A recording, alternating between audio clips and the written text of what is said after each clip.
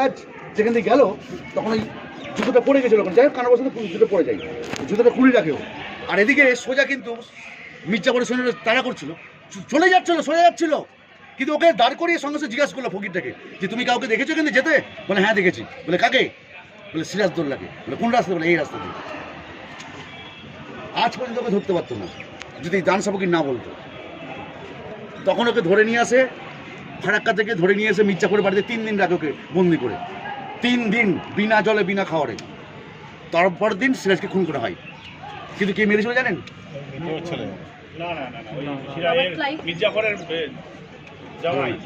হলো না।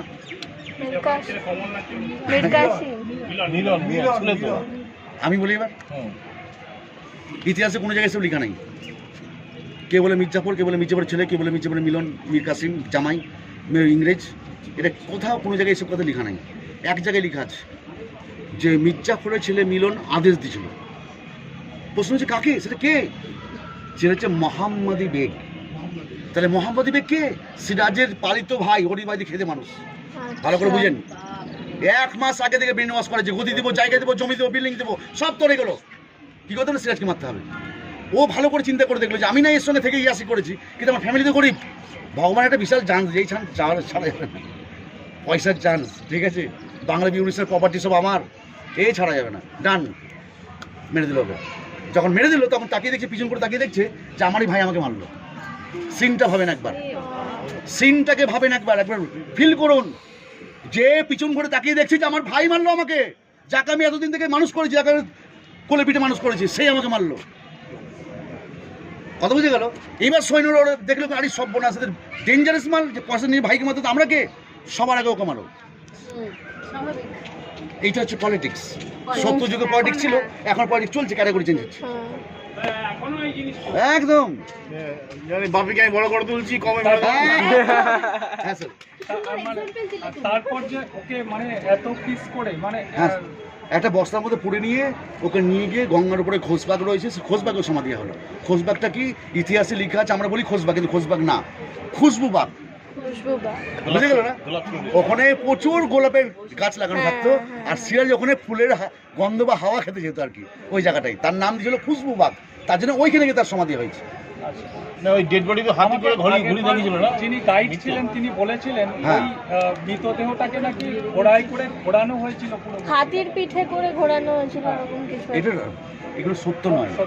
আমি যেরকম একটা সাপোজ 2-4টা কথা বলি, শুনুন। আপনি তো ঘুরেছেন বাইরে, সাইডছেন, কাঠগোলা বাগানে গেছিলেন, আপনার সঙ্গে মিসগাইড করেছে, বলেন কেমন করে? প্রথমেই দেখেছি এটা কাঠগোলার বাগানের সুড়ঙ্গ পথ, বলেছে না গেট লাগানো আছে, কোনো সিঁড়ি করা আছে, এটা মিসগাইড, কারণ ওটা সুড়ঙ্গ পথই তো না। তাহলে আমার মুখ থেকে শুনুন, গাইডের মুখ থেকে, ওটাকে আরবি বা উর্দু বলছে বাউলি, অর্থাৎ বেগমদের চান করার জায়গা।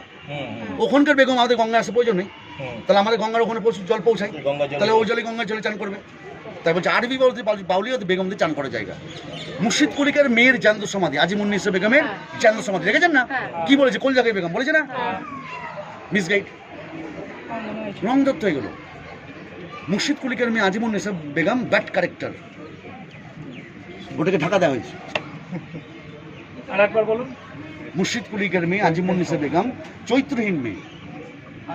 কথা বলুন, কলিজাকে কেউ বেগম নয়, মানে কলিজা খায় না না না, এগুলো রং তত্ত্ব। আপনি ভাবুন না, 1 মিনিট, যদি এমন রোগ আসতো পৃথিবীতে যে মানুষকে কেটে খেলে তার রোগ সারবে, তো কি আপনি ভাবুন এবার কেসটাকে। না না, কলিজা খাইছে পুরুষদের। না এইটা, আরে বাবা তো পুরুষ। এইটা আচ্ছা, মানে ওই যে যেহেতু ব্যাড ক্যারেক্টার ওই জন্য ওকে ওইটাকে ঢাকা দেওয়া, বিশাল একটা নামি দামি লোকের মেয়ে, তার নামের বদনামের নাম, এটাকে ঢাকা দেওয়া হয়েছে। ব্যাড ক্যারেক্টার কি মানে কি চরিত্রহীন মেয়ে চারিদিকে। তাহলে গঙ্গাতে কারেক্টিং করে ওই ছেলেরা যদি 4টে বিয়ে করে তাহলে সেটা ঠিক আছে। নো, ওটা নয়, ওটা নয়। তাহলে আপনাকে খুলে বলতে হবে কেস, এতগুলো যে সামনে খুলে বলা যাবে না। জ্যান্ত সমাধি কাট দেওয়া হয়েছে। তাহলে গঙ্গাতে কারেক্টিং করে ওখানে কি জল জল জল ব্যবস্থা আছে? জ্যান্ত সমাধি তাহলে কাট দেওয়া হয়েছে। জ্যান্ত ওকে সমাধি, জ্যান্ত সমাধি না, সমাধি দেওয়া হয়েছে, মেরে দিয়ে জ্যান্ত সমাধি। কারণ যে কলিজাকে বেগম বলা হয়, চরিত্রহীন মেয়ে বলা হয়, যার চরিত্র খারাপ ছিল, ক্যারেক্টার খারাপ ছিল, তার জন্য ওকে সমাধি দেওয়া হয়েছে, যেগুলো মুর্শিদ কুলিকে সহ্য করতে পারিনি, যে আমার ছেলে মেয়ে এরকম ধরনের যাতে না হয়। কারণ তো 1 নম্বর শুধু উনার, মুর্শিদ কুলিকের মেয়ের শুধু হয়েছে। হ্যাঁ, জ্যান্ত অবস্থা না মরা যায়? না না, মেরে দেওয়া হয়েছে। মেরে দেবে। মারা যাওয়ার মেরে দিচ্ছে। হ্যাঁ হ্যাঁ মেরে দেবে। আরেকটা প্রশ্ন করি, অবশ্যই। সেটা হচ্ছে শুধুমাত্র সিংহাসনের মাপ লোভে করুন। করলে হ্যাঁ। সিরাজউদ্দৌলাকে মেরে দেয়, সিংহাসন কিন্তু এতগুলো কেটে কেটে টুকরো করেছে, মানে মির্জাফরের এর উপর মারাত্মক ঘৃণা রাখছে, মানে এই কারণগুলো ওর কারণ হচ্ছে যে ও স্বাধীন, আমরা পরাধীন। স্বাধীনভাবে চারটার সাথে পরাধীন ঢুকতে পারছে না তো, ইংরেজের খাবার খেতে পারছে না, খাবার ইংরেজের সব জিনিসপত্র নিতে পারছে না তো, কারণ বাধা দিবে তো। মানে কোনো ঘটনা আছে যে মির্জাফরকে অপমান করেছিল? না না না না না, মির্জাপুর হেভি লোক ছিল, সিরাজউদ্দৌলার ফ্যামিলিও খুব ভালো লোক ছিল, এইসব বিষয়ে কোনো একদম করে কীর্তি নেই। মির্জাফর কখনো জগৎ শেঠকে অপমান করেছিল? না, জগৎ শেঠ, মির্জাফর, ঘাসেরি বেগম, নাসির মোহাম্মদ এরা সব প্যাক্ট ইংরেজের সঙ্গে, এদের কৌশলে সিরাজউদ্দৌলা জগৎ শেঠকে চড় মেরেছিল। আমাদের কিন্তু বলেছে এটা। হ্যাঁ। অপমানিত করেছিল। না না না না, ওটা তো চরের আগে তো, ওটা ওটা চড় আগের মারা- কীর্তি হয়েছে, চর মারা চর হয়নি। তো পরে হয়েছে, ও তো আগে থেকে ষড়যন্ত্র করছিল। মাদ্রাস চরটা তো থেকে এমনি চিঠি মারিনি এসছে। ওকে, অনেক কারণবশত মেরেছে। মাদ্রাস প্রেসিডেন্সিতে চিঠি আসছে একটা 22 বছর ছেলে, রকচটা ছেলে, যা বলতো তাই করতো, মানে দাদুকে একটা যদি অফার করতো যে আমার এই দরকার, তো তাই আনতে হতো, না তো উপায় ছিল না। সিরাজউদ্দৌলা হ্যাঁ, মুখে আওয়াজ করতে দেরি, কাছে হাতে আসতে দেরি নেই। সিরাজউদ্দৌলা কি জনদরদি ছিল? অতটা বলতে পারবো না, মানে ওটা বলা খুব মুশকিল, কিন্তু এমনি যা এরকম লোক ছিল, ভালো লোক ছিল ওরা। আর মির্জাপুরে অরিজিনাল হচ্ছে ভালো লোক। মির্জাপুরে কুষ্ঠরোগে মারা গেছে। মির্জাপুরের বউ দ্বিতীয় স্ত্রী মুন্নি বেগমকে মা জননী বলে মানতো আমাদের মুর্শিদাবাদের লোকরা, কেন জানেন? কাজ করে মারা গেছিল। না, বাজপুরে পড়েছিল জামাই মীর কাসিম। হ্যাঁ, মির্জাফর। মীর কাসিম। কথা বুঝে গেল না? যত সম্পত্তি মির্জাপুরের দ্বিতীয় স্ত্রী মুন্নি বেগম সব বিলি করে দিয়েছিল, দিয়ে নিজে ভিখারি হয়ে গেছিল। একটা প্রমাণ দিচ্ছি আপনাকে, চাটনি চকমচ বললাম মুন্নি বেগমের তৈরি, আর একটা প্রমাণ দিচ্ছি। ইমামবাড়ির পিছনে নবাব বাহাদুর হাই স্কুল দেখেছেন? বিশাল বড় স্কুলটা 90 লাখ টাকা স্বর্ণপতি ইংরেজদের হাতে দিয়ে গেছিল, যে আমার জেনারেশন যারা রয়েছে তারা বিনা পয়সাতে পড়াশোনা করতে পারে। সেই স্কুল আজও চলছে ইন্টারেস্টে। স্কুলটা ভালো স্কুল? বিশাল school, heavy school, government school. ও গভর্নমেন্ট। হ্যাঁ, বাংলা, হিন্দি, উর্দু, আরবি, ফার্সি, ইংলিশ, এভরিথিং পড়াশোনা হয় ওখানে।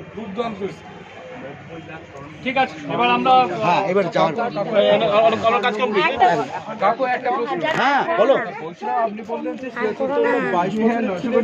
কেটে বল, হ্যাঁ, 22 বছরে গদি পেয়েছে, 23 বছর মারা গেছে। কিন্তু আমি তো জানি যে 14 বছর উনি সিংহাসনে বসেছিল, 15 বছরে 1 বছর রাজত্ব করে আমরা মারা গেছি। রং তথ্য। এটা তুই কন্ট্রাডিক্ট করলি তো। তোমার বয়স 1 মিনিট, ওই 1 করে মিনিট। এবার উদ্ধার করবো। আমি তোমাকে ওইগুলো আপনাকে বলি, নিয়েছি, তোমার সেগুলো- বয়স এখন কত?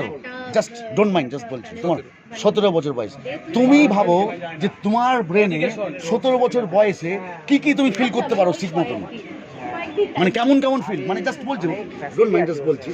তো একটা তো এই বয়সের ছেলে, তুমি এই বয়সের ছেলে, একটা রাজত্ব চালানোর মতন ক্যাপাসিটি যদি না থাকে, তাহলে কি করে চলবে, তাই না? ওর ক্যাপাসিটি ছিল 22 বছর উপরে, ওর ক্যাপাসিটি ছিল 22 বছর উপরে, মানে এত ইয়াসির মধ্যে থাকতো যে কোনো দিকে শাড়ি করতো না। সেই সময় ওর গদিটা ওকে দেওয়া হয়নি ওর জন্য, যেহেতু আলিবর্দিকার কোনো জেনারেশন নাই। এটা একটা বড় পলিটিক্স, যে সিরাজকে গদিতে বসাতে হবে, তার মানে আমার নাতিকে গদি বসবে, গদি ছাড়া যাবে না, তার জন্য 22 বছরের গদি বসানো হয়েছে। মানে আলীবর্দী খান কোনো ছেলে ছিল না, না, তাই মেয়ের ঘরে একদম একদম, এই হচ্ছে ফ্যাক্ট। এই জন্য নসরুল মোহাম্মদ আর ফ্যাসিলিটি ব্যাংকের বিশাল রাগ এইসব ব্যাপারে, তার জন্য সব প্যাক্ট হয়ে যে স্বাধীনতা গল্প ওরাও এখান থেকে সব আমরা রাজত্ব করবো।